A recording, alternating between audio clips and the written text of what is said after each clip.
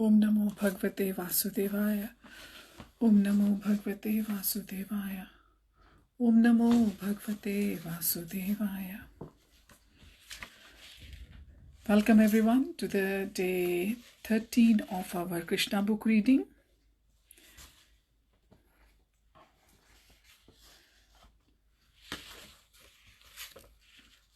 There is one question in each one of us, that why I am suffering.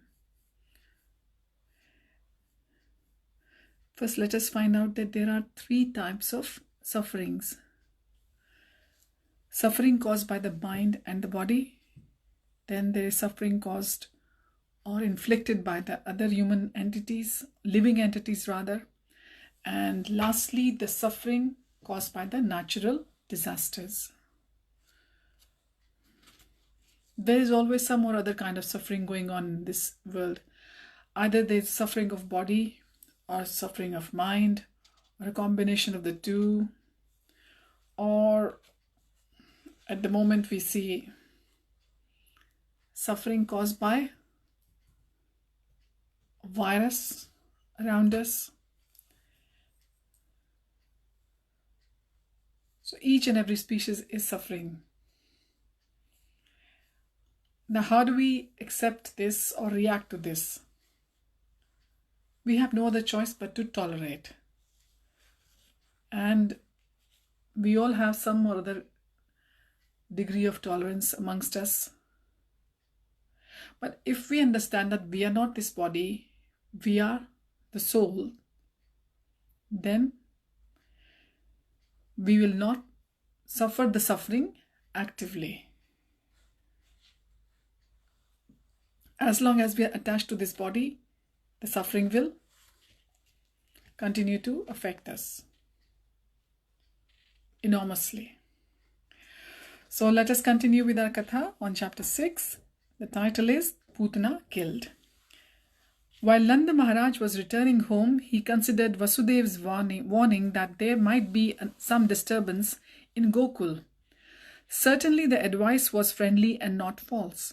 So Nanda thought, there is some truth in it. Therefore, out of fear, he began to take shelter of the Supreme Personality of Godhead. It is quite natural for a devotee in danger to think of Krishna, because he has no other shelter. When a child is in danger, he takes shelter of his mother or father. Similarly, a devotee is always under the shelter of the Supreme Personality of Godhead. But when he specifically sees some danger, he remembers the Lord very rapidly. After consulting with his demoniac ministers, Kamsa instructed a witch named Putana, who knew the black art of killing small children by ghastly, sinful methods, to kill all the kinds of children in cities, villages, and pasturing grounds. Such witches can play their black art only where there is no chanting or hearing of the holy name of Krishna. It is said that wherever the chanting of the holy name of Krishna is done, even negligently, all bad elements, witches, ghosts, and dangerous calamities immediately disappear. And this is certainly true of the place where the chanting of the holy name of Krishna is done seriously. Especially in Vrindavan, when the Supreme Lord was personally present. Therefore, the doubts of Nanda Maharaj were certainly based on affection for Krishna. Actually, there was no danger from the activities of Putana. Despite her power, such witches are called Khechari, which means they can fly in the sky. This black art of witchcraft is still practiced by some women in the remote northwestern side of India. They can transfer themselves from one place to another on the branch of an uprooted tree. Putana knew this witchcraft, and therefore she is described in Bhagavatam as Khechari. Putana entered the county of Gokul, the residential quarter of Nanda Maharaj, without permission.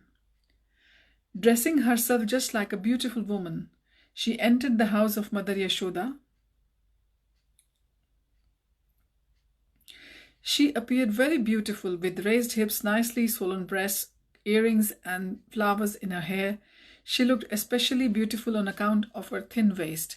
She was glancing at everyone with a very attractive look and smiling face. And all the residents of Vrindavan were captivated. The innocent cowherd women thought that she was the goddess of fortune appearing in Vrindavan with a lotus flower in her hand. It seemed to them that she had personally come to see Krishna, who is her husband. Because of her exquisite beauty, no one checked her movement, and therefore she freely entered the house of Nanda Maharaj. Putana, the killer of many children, found baby Krishna lying on a small bed, and she could at once perceive that baby was hiding his unparalleled potencies. She resembled fire covered by ashes. Putana thought. His unparalleled potencies, which resemble fire covered by ashes. So we are talking about the powers of the Lord here. Then Putana thought, this child is so powerful that he can destroy the whole universe immediately. Putana's understanding is very significant.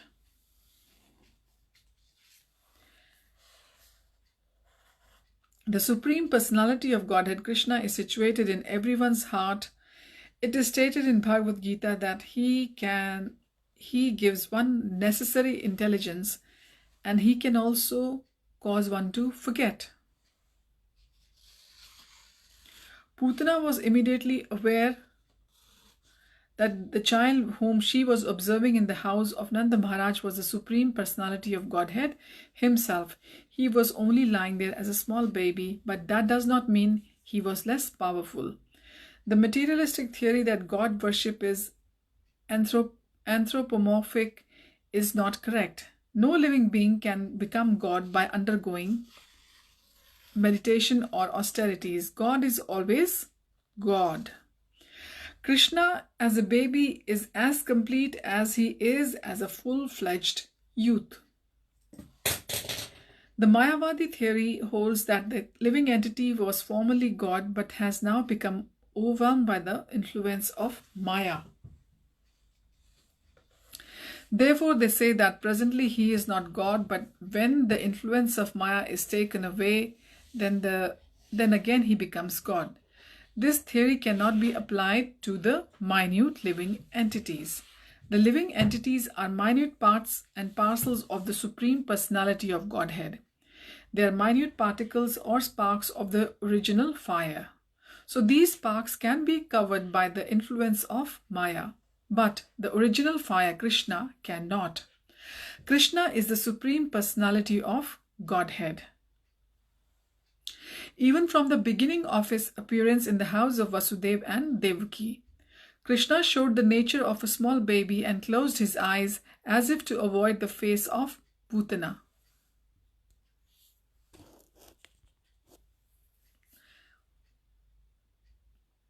This closing of the eyes is interpreted and studied in different ways by the devotees. Some say that Krishna closed his eyes because he did not like to see the face of Putana, who had killed so many children and who had now come to kill him. Others say that Putana hesitated to take the baby on her lap because something extraordinary was being dictated to her from within. And in order to give her assurance, Krishna closed his eyes so that she would not be frightened. And yet others interpret in this way, Krishna appeared in order to kill the demons and give protection to the devotees, as stated in the Bhagavad Gita. Paritranaya sadhunam vinashayascha dushkritam. The first demon to be killed was a woman. According to Vedic rules, the killing of woman, a Brahman, a cow, the cows or a child is strictly forbidden. Krishna was obliged to kill the demon Putana, and because the killing of a woman is forbidden according to the Vedic Shastra, he could not help out close his eyes. Another interpretation is that Krishna closed his eyes because he simply took Putana to be his nurse. Putana came to Krishna just to offer her breast for their Lord to suck, Krishna was so merciful that even though he mother. There are 7 kinds of mothers according to Vedic injunction. They are the real mother, the wife of a teacher or a spiritual master, the wife of a king, the wife of a brahmana, the cow, the nurse, and Mother Earth. Because Putana came to take Krishna on her lap and offer her breast milk to be sucked by him, she was accepted by Krishna as one of his mothers. That is considered to be another reason. He closed his eyes. He had to kill a nurse or mother, but his killing of his mother or nurse was no different from his love for his real mother or his foster mother, Yashoda. We further understand from Vedic information that Putana was also treated as a mother and given the same facility as Yashoda. As Yashoda was given liberation from the material world, Putana was also given liberation. When the baby Krishna closed his eyes, Putana took him on her lap. She did not know that she was holding death personified. If a person mistakes a snake for a rope, he dies. Similarly, Putana had killed so many babies before meeting Krishna, and she mistook him to be like them. But now she was accepting the snake that would kill her immediately. When Putana was taking baby Krishna on her lap, both Yashoda and Rohini were present. But because she was so beautifully dressed and showed motherly affection towards Krishna, they did not forbid her. They could not understand that she was a sword within a decorated case. Putana had smeared a very powerful poison on her breast, and immediately after taking the baby on her lap, she pushed her breastly nipple within his mouth. She was hoping that as soon as he would suck her breast, he would die. But baby Krishna very quickly took the nipple in anger. He sucked the milk poison along with the life air of the demon. Simultaneously sucked the milk from her breast and killed her by sucking out her life. Krishna is so merciful that because the demon Putana came to offer her breast milk to him, he fulfilled her desire and accepted her activity as motherly. But to stop her from further nefarious activities, he immediately killed her. And because the demon was killed by Krishna, she got liberation. As Krishna pressed her breast extremely hard and sucked out her very breath, Putana fell down on the ground, spread her arms and legs and began to cry, "Oh child, leave me, leave me." She was crying loudly and perspiring, and her whole body became wet. As she died screaming, there was a tremendous vibration on the earth and in the sky, on the upper and lower planets, and in all directions, and people thought that thunderbolts were falling. Thus the nightmare of Putana witch was over, and she assumed her real feature as a great demon. She opened her fierce mouth and spread her arms and legs all over. She fell exactly as Vritasur did when struck by the thunderbolt of Indra. The long hair on her head was scattered all over her body.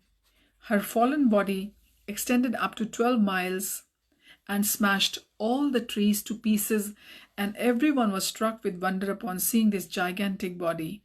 Her teeth appeared just like plows, and her nostrils appeared just like mountain caves. Her breasts appeared like small hills, and her hair was a vast reddish bush. Her eye sockets appeared like blind wells, and her 2 thighs appeared like 2 banks of a river. Her hands appeared like 2 strongly constructed bridges, and her abdomen seemed like a dried up lake. All the cowherd men and women became struck with awe and wonder upon seeing this, and the tumultuous sound of her falling shocked their brains and ears and made their hearts beat strongly. When the gopis saw little Krishna fearlessly playing on the Putana's lap, they very quickly came and picked him up. Mother Yashoda, Rohini, and other elderly gopis immediately performed auspicious rituals by taking the tail of a cow and circumambulating his body. The child was completely washed with the urine of a cow, and the dust created by the hooves of the cows was thrown all over his body. This was all just to save little Krishna from future inauspicious accidents. This incident gives us a clear indication of how important the cow is to the family, society, and to living beings in general. The transcendental body of Krishna did not require any protection, but to instruct us on the importance of the cow, the Lord was smeared over with the cow dung, washed with the urine of a cow, and sprinkled with the dust upraised by the walking of the cows. So we will continue tomorrow from here onwards. We finished